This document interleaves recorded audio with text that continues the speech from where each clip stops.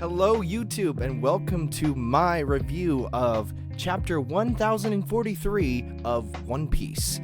That's right, we will be starting a new series where I go over the latest chapters of One Piece. I will not be going over, obviously, the long-running list of One Piece.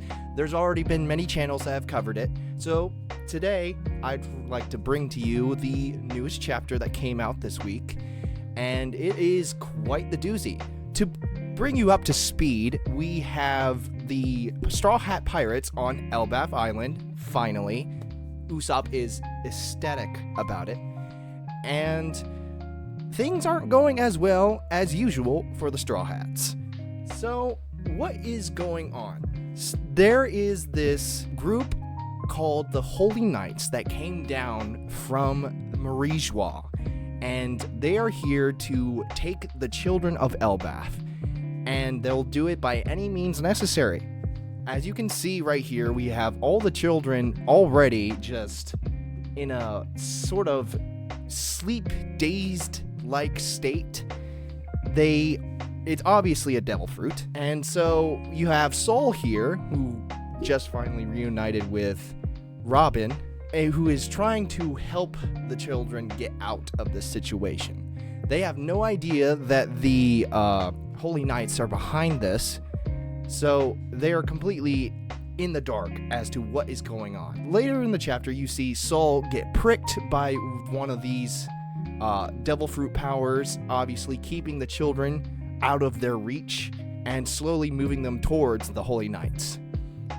Now, if we scroll all the way down, you see that the other giants are all been partying, have all been drunk, and they are currently just finding out about all this information. Look, there's a fire happening, and as you can see, some of the giants are pretty drunk.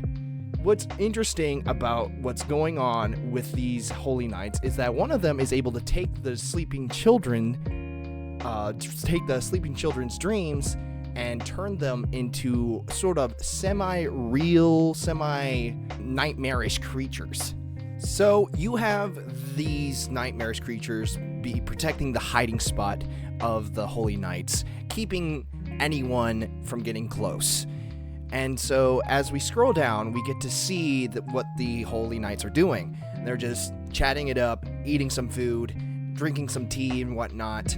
And Saint Somers here is the one who is using this thorn fruit, basically keeping the children away from their protective parents and Sol and Robin and all them. This other Holy Knight, Saint Killingham, is using a dragon fruit mythical type model Kirin, which is a dream manifesting man.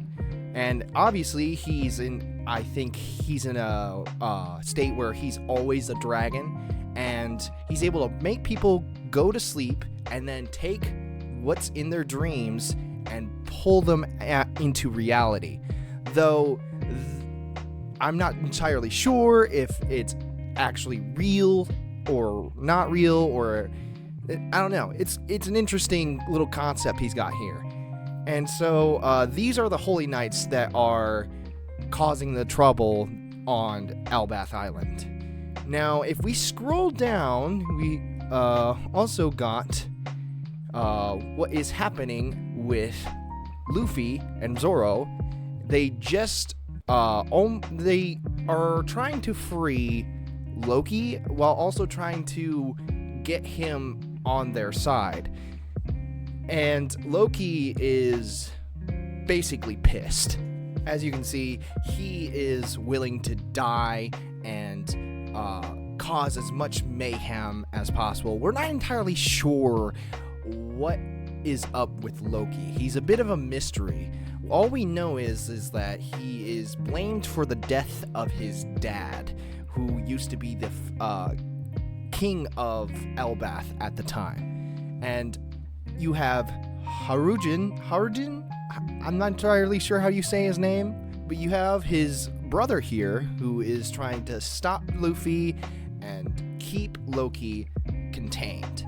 And thanks to the Holy Knights, Loki's already in a pretty bad state.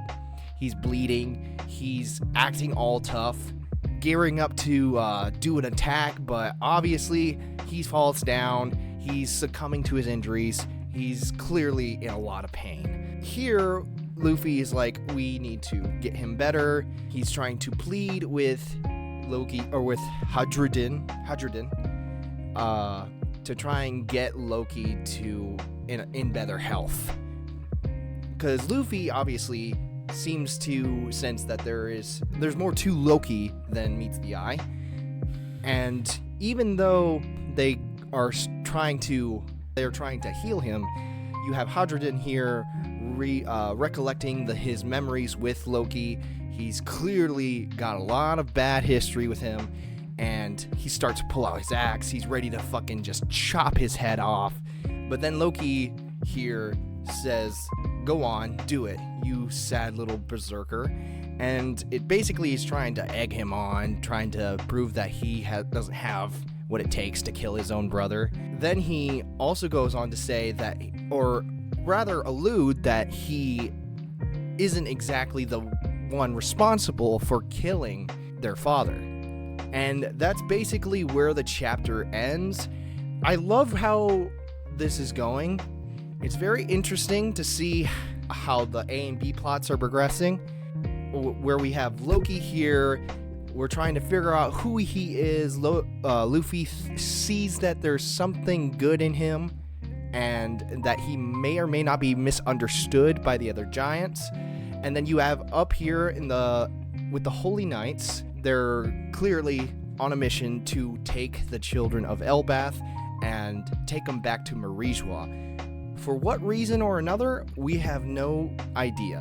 If it has anything to do with the Celestial Dragons, it's clearly bad. I can't wait to see what happens next week. This will be an interesting follow-up chapter, but unfortunately, after that, we'll have a week break from that, because Oda, workaholic, he does a lot of work for this series, and he keeps delivering.